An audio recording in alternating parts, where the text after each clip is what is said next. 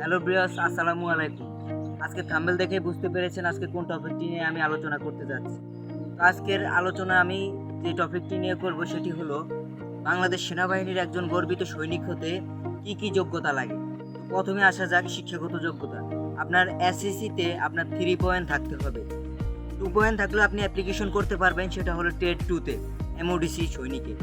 আর আপনি যদি একজন সাধারণ সৈনিক হতে চান তাহলে আপনার এসএসসিতে 3 পয়েন্ট লাগবে এটা হলো সর্বনিচ্চ, একদম সর্বোচ্চ নিচে। আর যদি উপরে থাকে তাহলে তো ভালোই। আপনার হাইট লাগবে 5 ফিট 5 ইঞ্চি, তবে একটু ভালো হলে ভালো। এবং আপনার ওয়েট লাগবে, হাইট অনুযায়ী ওয়েট লাগবে 110 পাউন্ডের উপরে লাগবে। আপনার হাইট অনুযায়ী আপনার হাইটটা যত আপনার ওয়েটটাও তত হইতে হবে, আপনার ডিএনএ ম্যাচ খেতে হবে। এবার আসা যাক যে কি কি সমস্যা থাকলে আপনাকে তারা গ্রহণ করবে না।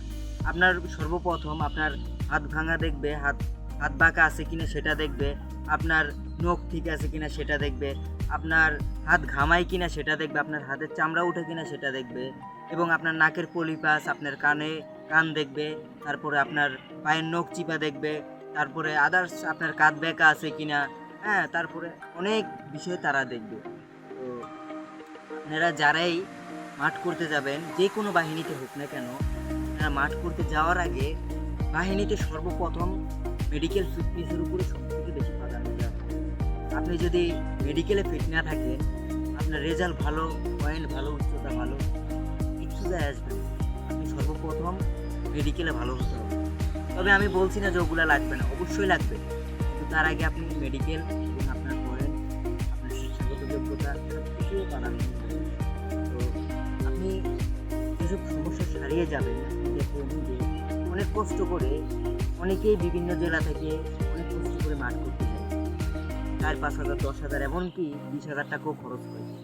তো তারা যে সামান্য একটা ছোট্ট ভুলের কারণে তারা কিন্তু বাদ পড়ে যায়, তারা মাঠটি করতে পারে না।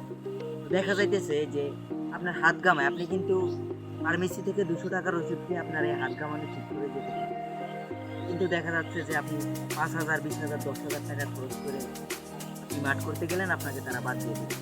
মনটা অনেক খারাপ হয় তখন।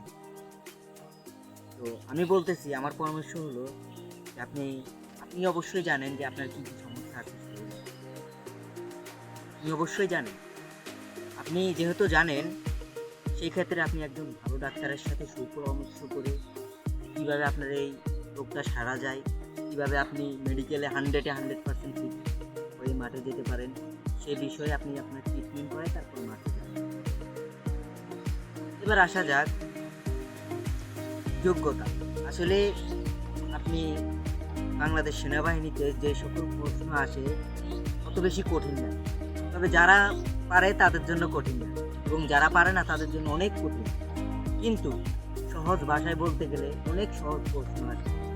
যেরকম মনে করেন যে আপনি মাঠ করতে যাবেন, আপনি অবশ্যই দেখবেন আপনি যাওয়ার আগে আমি সর্বপ্রথম বলছি যে আপনি আপনার মেডিকেলের উপর প্রাধান্য দেবেন। এবং আপনি যদি এখনও এসএসসি পাস না করে থাকেন, তখন আপনি ভালোভাবে প্রিপারেশন নিয়ে এসএসসিতে 3 পয়েন্টের উপরে আনুন, এবং বাংলাদেশ সেনাবাহিনীতে একজন গর্বিত সৈনিক হিসেবে যোগদান করুন। আজকের ভিডিওটি এই পর্যন্ত, দেখা হবে পরের কোনো ভিডিওতে। আর আমার চ্যানেলে যদি নতুন হয়ে থাকেন, নিত্য নতুন ভিডিওর আপডেট পেতে আমার চ্যানেলটি এখনই সাবস্ক্রাইব করে আমার পাশেই থাকুন। আল্লাহ হাফিজ।